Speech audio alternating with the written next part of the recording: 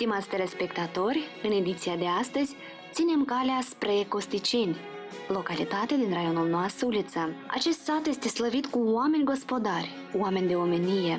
Satul Costiceni e vestit în Bucovina datorită personalităților talentate care, datorită muzicii și poeziei, și-au proslăvit satul natal. Baștină au devenit cunoscuți în lumea largă. Vorbesc de vioristul Tudor Captar, cântăreții Valentina Colac, soții Tudor și Iulia Captar Bidașcu și marele poet, academician și chimist Ion Vatamanu.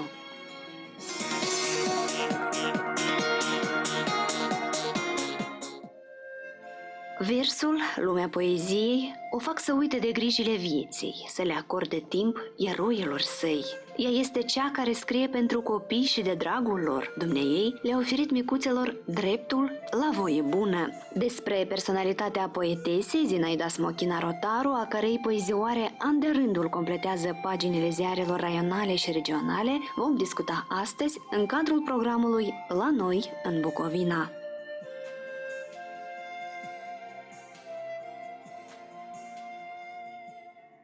Precum ați scris sau din propriile dumneavoastră comunicări, ați început să scrieți la vârsta de 45 de ani. Da. Ați debutat în anul 1989 la ziarul regional Zorile Bucovinei cu poezia Tu inimă...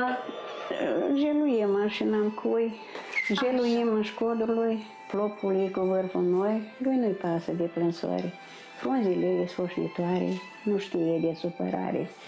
La rachetă să mă plâng, mâinile să mi le frâng.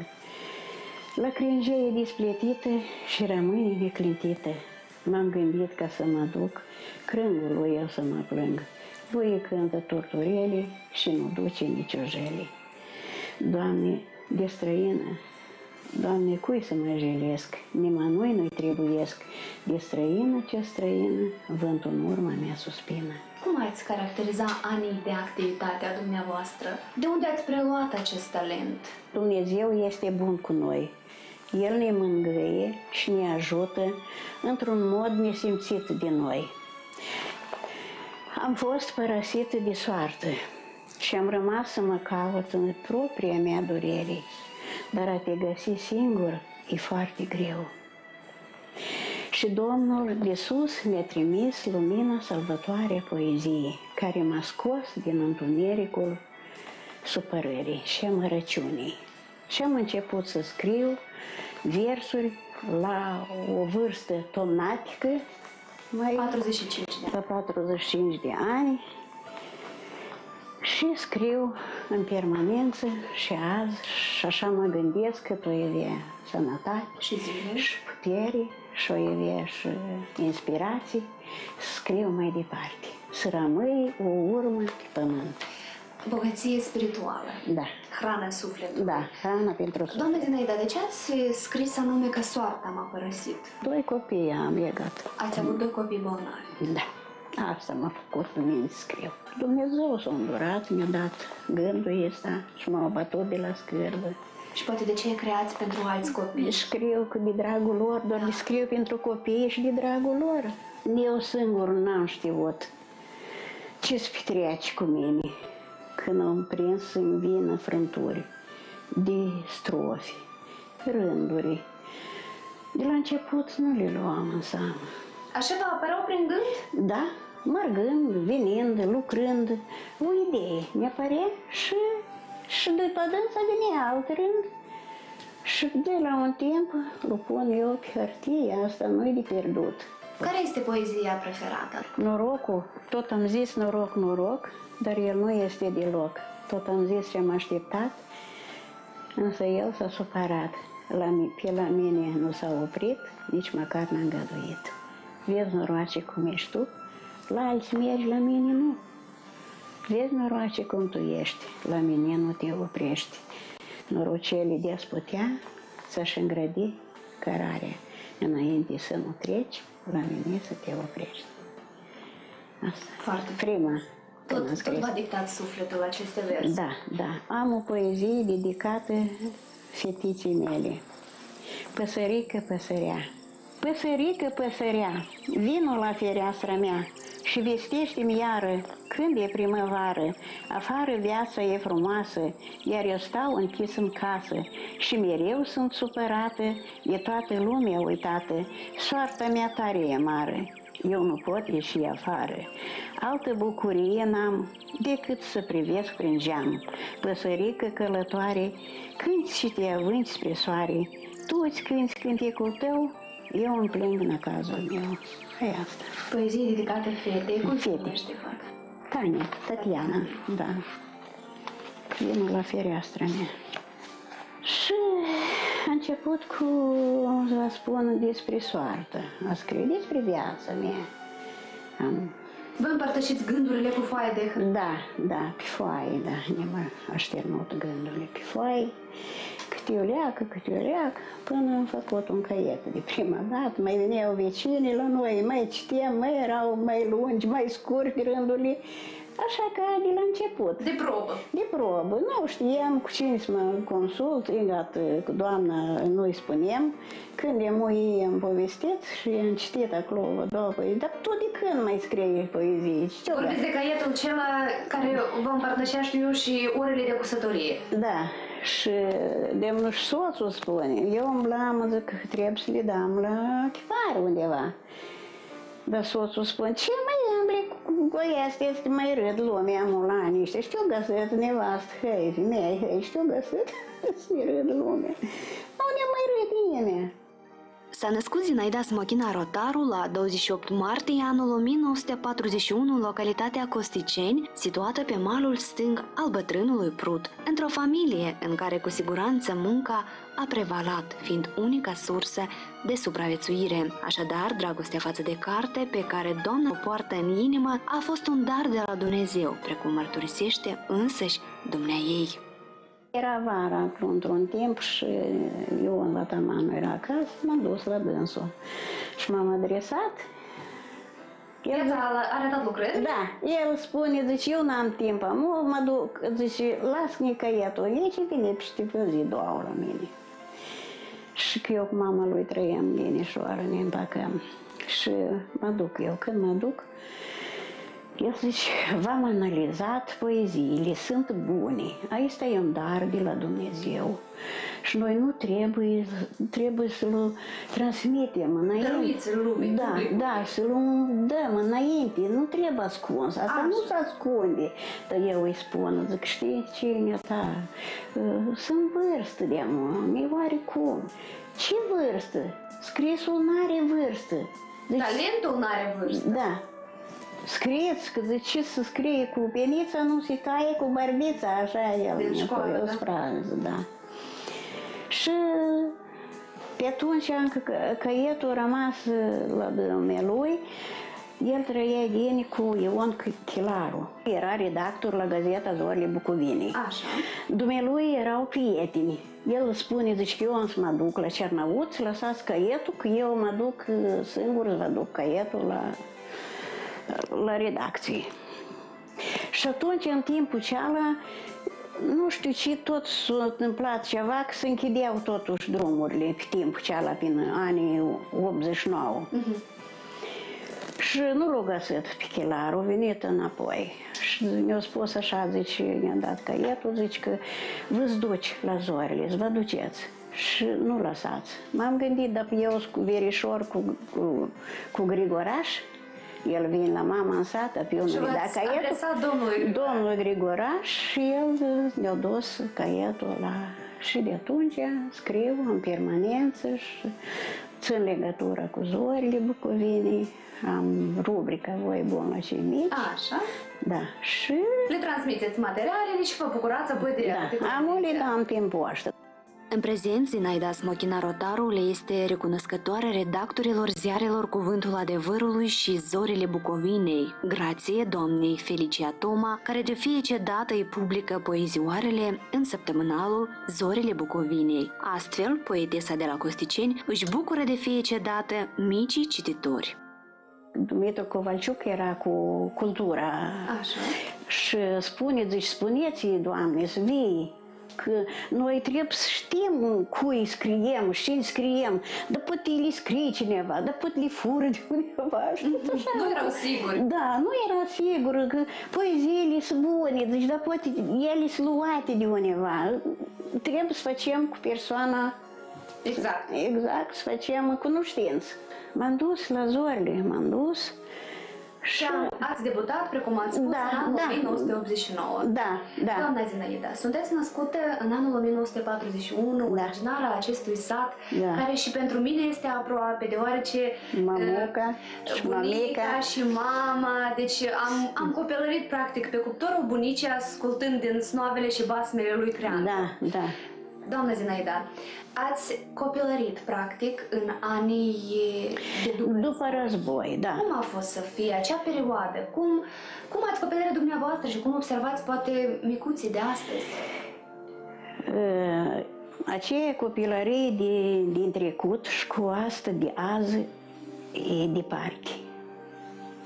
Noi avem a fost copilărie cu totul. Umblam cu vitele la pascut, pe la imașă, pe lângă părăi. Ne jucam singuri, facem distracții. Jucării singuri ne facem, da, papuși nu era de cumpărat cu mamă. Facem torbi cu tărâțele în plemă și facem papuși din cârpi, ne luam la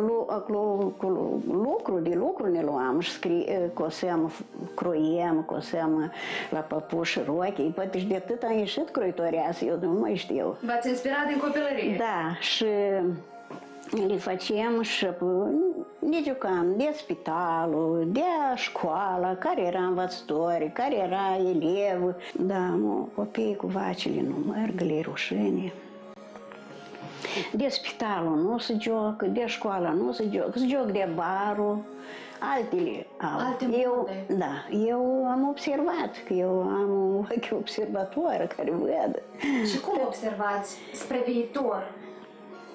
Cum să vă spun, cum văd, mi pare că nu-i bun așa cum se face, dar nu se poate de îndreptat. Cine se îndrepte asta? Nimeni.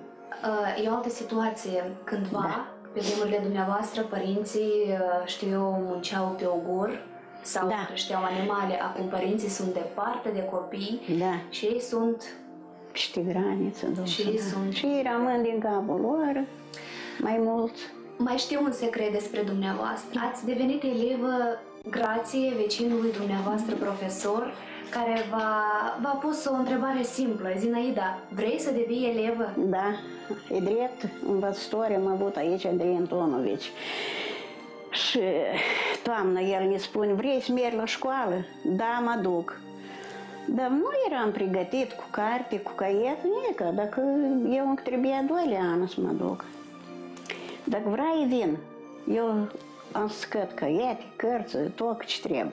Ei, m-am dus, mama, tata erau duși la lucru, la câmp, pe ogor lucrau, era fiecare pământul lui lucra. Eu m-am dus la școală. Când am venit mama și tata de la lucru, găsit o elevă de clasa 1-a. Bucuroasă? Eu bucuroasă, rândă în cior, tată, mamă, eu am fost la școală, eu am cărți, am caiete, ei au venit la căjâzi la lucru, eu am amele. Da, și s-au bucurat și ei. Hei, dacă vrei să înveți, du-te și școala nu era departe, învățătorul vecine, da. Timp de 10 ani a bătut cărările școlii din sat, unde i s-a altoit dragostea față de limbă și literatură. Condițiile de viață nu i-au permis să ajungă la universitate, dar, precum susține, ce a fost al meu a fost pus deoparte și mă bucur cu ce m-a înzestrat bunul Dumnezeu.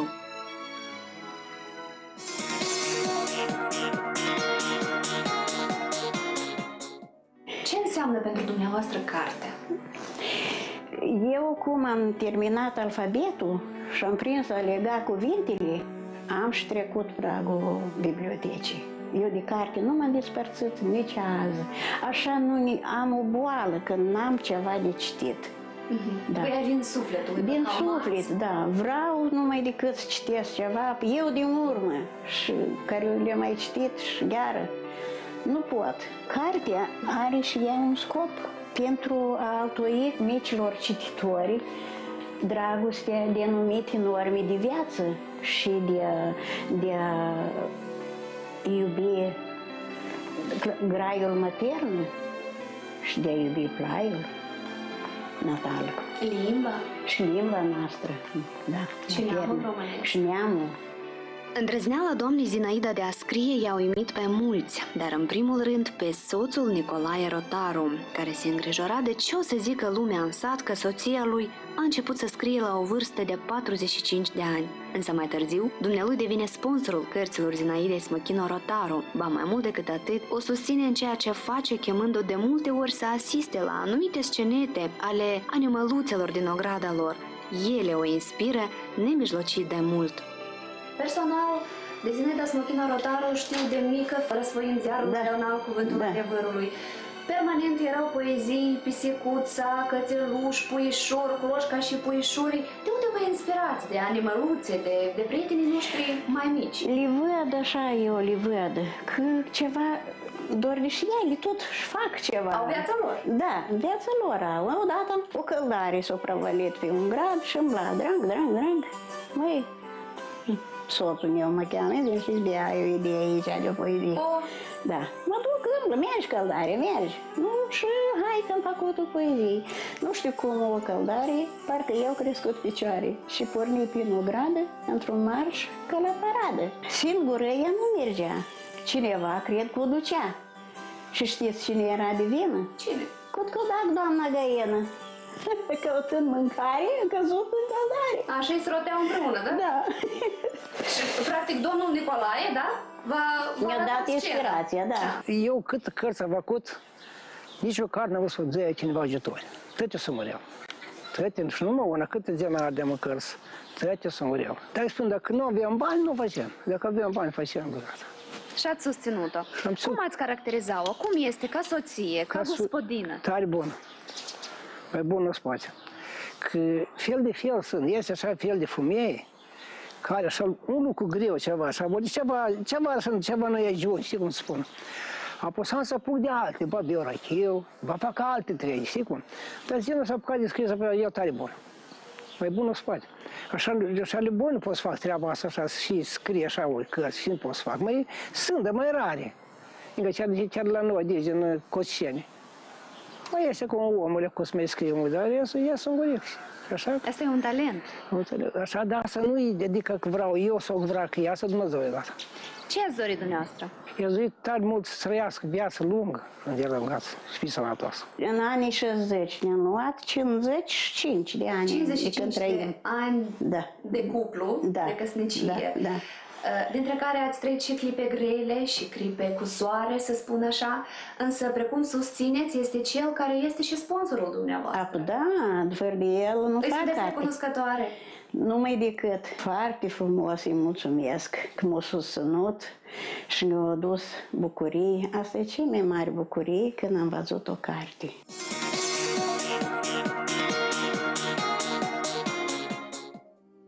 În ziua imprimării am făcut cunoștință și cu prietena, sora de viață a scriitoarei, tot Zinaida se numește. Dumneaei este fosta bibliotecară din Costiceni și cea care o susține permanent, o încurajează pe scriitoarea Zinaida Smochino Rotaru. S-au împrietenit din tinerețe, eroina noastră era croitoreasă, ea cusut o rochie și de atunci sunt nedespărțite și la bine și la greu. O femeie gingașă, firavă, are un talent deosebit. Scrie poezii pentru copii, a scris și pentru mari. Viața câteodată ne face să devenim oameni pe care cândva nimeni nu ne știa, dar a ajuns momentul când toată lumea o cunoaște, o admiră și o stimează. Sufletul a dictat. Da, sufletul i-a dictat, din suflet scrie tot ce scrie, și pentru copii și pentru mari. Cum este în viața de toate zilele ca prieten? O prietenă sufletistă. Ne încurajăm una pe alta, ne mai deschid ei, sufletește, ea îmi stă mai ușor.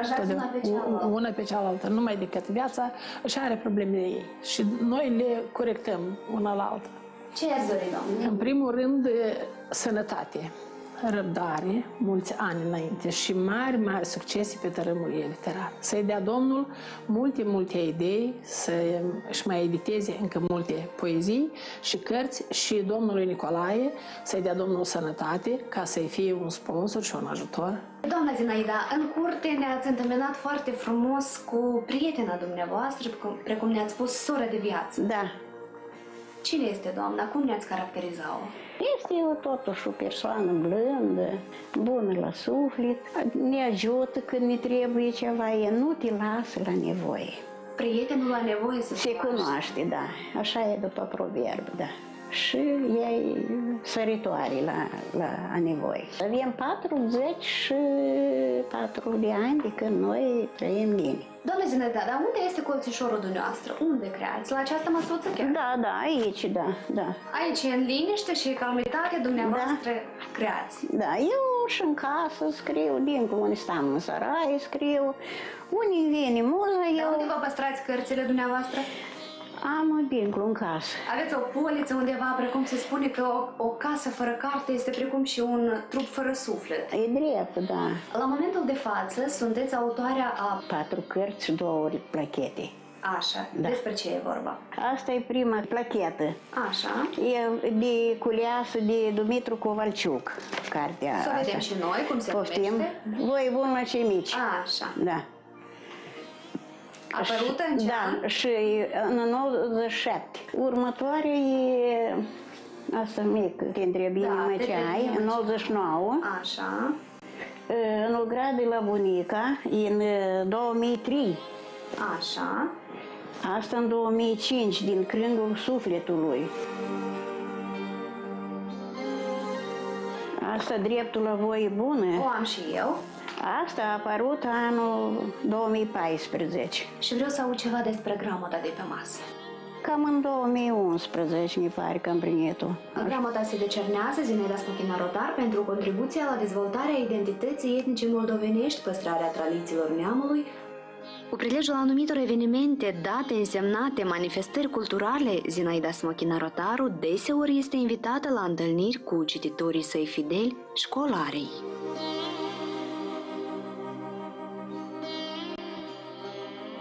De ceva timp încoace vizitați multe instituții școlare din raionul nostru. Da, am fost. Și grădinițe de copii, unde înțeleg că le citiți din literatura dumneavoastră. Da. Sunt cointeresați, copiii savurează ceea ce le predați? Am mers cu cărțile bucuroși, am procurat cărți, doar trebuiau să le transmit.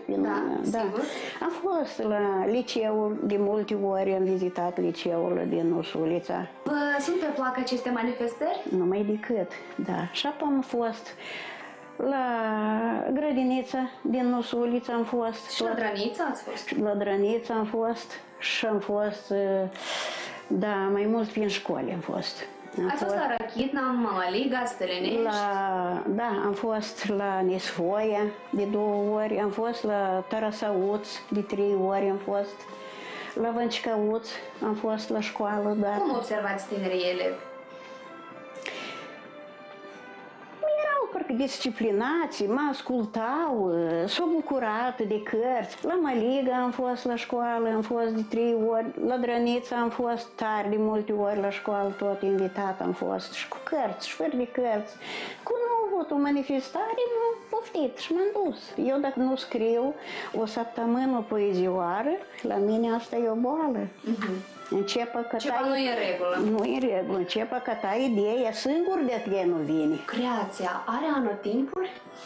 Nu. Știu eu, iarna doar toată lumea la sat, ca și pretutindeni sunt mai liberi. Am acum mai primăvară, dar eu am scris de iarnă și despre vară, poți să învii de toamnă, nu. Deci muza n-are sărbători. Nu. Am scriu de un anotimp, am și vin despre un copil poznaș, ceva.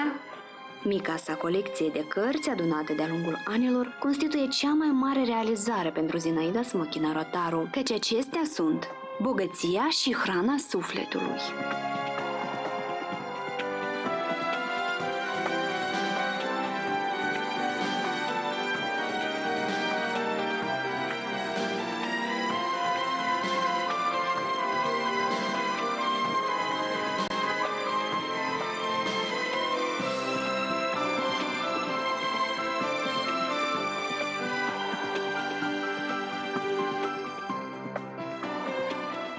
Pentru prima oară v-am cunoscut personal. Foarte plăcut să stai, să comunici cu un om cu sufletul deschis, creator, deoarece orice idee și întrebare vine de la sine. Da. De parcă am depășit Din suflet. Vieții, da. Eu personal vă doresc să creați pentru cei mici, pentru cei care practic din băncile școlii încep să cunoască lumea. Da. Să facă cunoștință cu animalele domestice, cu anotimpul, cu zilele ce ne înconjoară, să rămâneți precum sunteți Da. și să creați. Mulțumesc.